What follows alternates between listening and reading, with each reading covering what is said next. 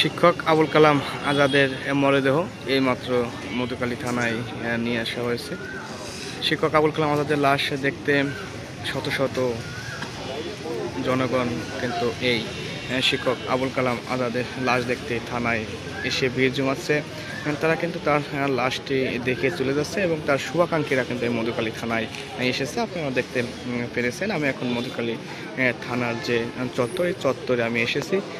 দর্শক, এই আবুল কালাম আজাদ কিন্তু তিনি শিক্ষক ছিলেন, একাধারে তিনি বিড়ালদে বাজার বণিক সমিতির সভাপতি ছিলেন এবং মসজিদের সাধারণ সম্পাদক ছিলেন। তিনি অত্যন্ত ভালো লোক ছিলেন, এই মর্মে কিন্তু আমরা জেনেছি। এই বিষয়ে আমরা কয়েকজনের মতামত নেওয়ার চেষ্টা করি।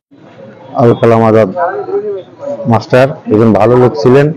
তিনি সর্বদা সবসময় ভালো কাজের সাথে নিয়োজিত ছিলেন এবং চরমন্দি ইয়াসিনারি দাখিল মাদ্রাসা মাস্টারি করতেন, সুনামের সাথে সে মাস্টারি করতেন। তার এই অকাল মৃত্যুতে যারা একে মারছে তাদের দৃষ্টান্তমূলক শাস্তি চাই।